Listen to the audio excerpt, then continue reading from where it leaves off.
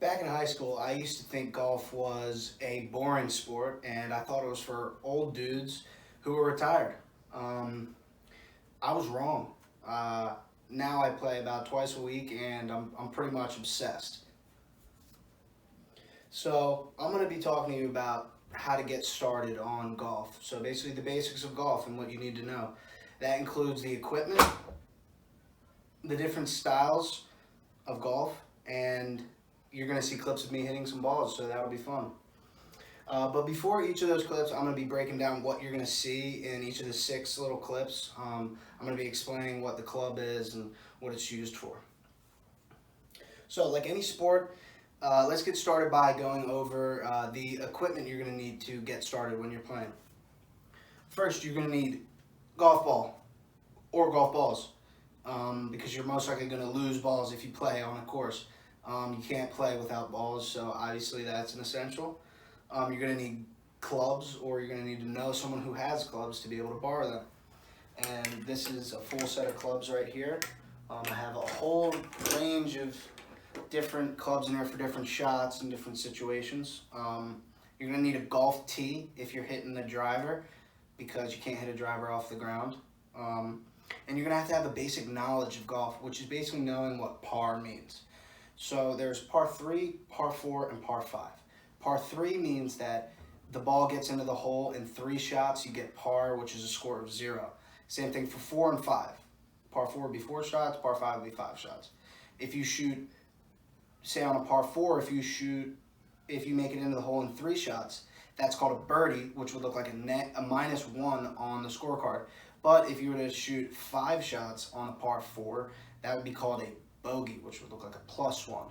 So the -1 is better, and 0 is what you call even. And it's a gentleman's game, and the rules are the rules, and it's your job to make sure you follow them and are honest with your swings and your shots. So let's go over some of the non-essentials you could have that you don't have to have, but they make the fun easier and they aid the game and make it more fun. First are golf shoes. I bought these a month back and I love them. They have great traction and they're waterproof, so I use these every time I play golf and I love them. You could have a golf glove, which I will be wearing in all of the 6 clips because I wear it every time I play golf because it helps my grip and makes my shot better, I think. You could also have head covers, which is what you see right here. This protects my driver from getting nicked and dinged and scuffed up, and it's a way to express yourself out on the course. I thought this guy was cool, so I went ahead and got him. You could have ball markers, which is something that looks like this. Another way to express yourself. This is a JMU ball marker. You put it in front of your ball on the green. Put your ball in your pocket while you're playing with others. Fun way to do it. You could have a divot tool, which is meant for fixing your ball marks, and yeah, it just makes it easier, and it's just things that, little accessories that you don't need, but you could have them over time. So now that we have gone over the essentials and some of the non-essentials to golf, let's talk about the different style of play, and first and foremost with just the regular 18 and different style of play, and first and foremost with just the regular 18 and 9-hole golf. But first I want to give you a quote by the best left-handed golfer of all time, Phil Mickelson. The more you study the course, the more you can appreciate what a great test it is. And I thought this was a cool quote because it really is a test when you get out there and you go back to the same spot and you learn and you adjust, and it really is like a test. It's really fun to go test your skills and see how you do, and yeah.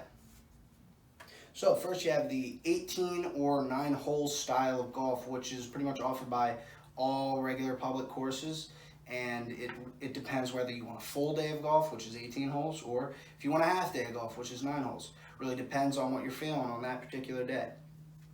You could go to a par 3 course, which means all the holes are par 3, so it is much shorter than a regular course, and you don't have to bring all these clubs with you. You're really only using a few different clubs.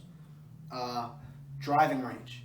Driving range is a great place to go practice and really find your swing. I am at the driving range about 2 times a week, and it's really helped my game. I find my stroke with my different clubs, and you just get to practice. You get to sit there and you get to mess around and tweak and find out what you really need to do to hit a good shot. I would recommend going to a driving range to anyone. It's fun, great way to practice. See if you like it. It's great hitting that ball, and when you hit it right, you might love it. The next one, mini golf. We've all been mini golfing before. We all love it probably because it's fun. But when it boils down to it, if you're a golfer, it's a great place to work on your short game, putting. I have recently been mini golfing, and I really used my form and technique, and it helped. And I used that to further my game. There's also Topgolf, which is a new establishment that has joined eating and drinking and the game of golf together, and it's super fun. You can be competitive. You can go with your friends and your family. You can bring your girlfriend or your boyfriend. You can go with your sister, your brother. It's a really fun place to just go and play the game. You can get competitive. You can just play for fun. You can eat food, have a drink. Great place. I would recommend Topgolf to anyone. So you learned about those different types of play and which one you would want to do. And I think now it's time to show you some real swings and what those look like. But first, I'm going to obviously tell you which each stroke is and what club it is and what you're going to be seeing.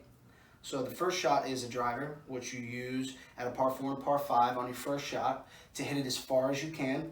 And it's this big club right here with the big hollow head. It's your longest club by far.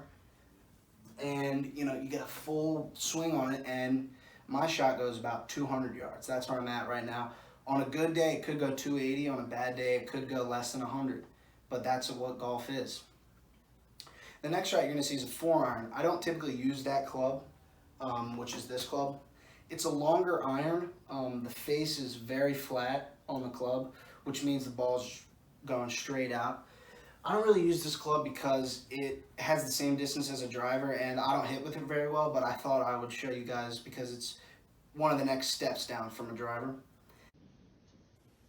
So the third shot you will be seeing is a 7-iron. That is personally my favorite shot. It goes about 150 yards. The club face is a little more angled than the 4. I honestly, I never even used the 4, but I use the 7 a lot, almost every single round. And it's my best shot. You guys won't be able to see it in the video how far it went, but the ball went pretty far and it went really straight. So I love the 7. It's a great club for your second or third shot on a par 4 or par 5. The fourth shot you're going to be seeing is a pitching wedge. That is a club that the face of the club is angled even more back, probably one of the most angled. It goes about 100 or so yards, give or take, above or below, depending on how hard you swing. If you swing softer, it might go 50 yards. If you swing harder, it might go 115 yards. It's a very nitpicky game, and you got to get it down to a T to be confident in the game.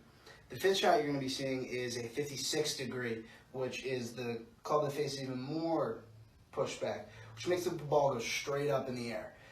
It goes super high up in the air and doesn't go that far. And it's good for hitting around the green when you don't want the ball to roll because it drops in and doesn't really roll very far because it comes straight down.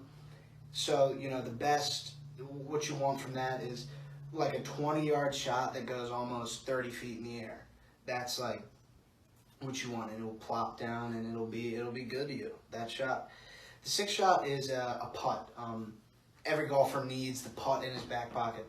And if you're not a good putter, you're probably not a good golfer. Like myself. My scores are always pretty high because it takes me a couple times to putt the ball into the hole. But once you get the putt shot down, you really start to shave strokes off your game. You can really see how you get better and better. So now, why don't you take a look at all those videos, and we'll be back after that.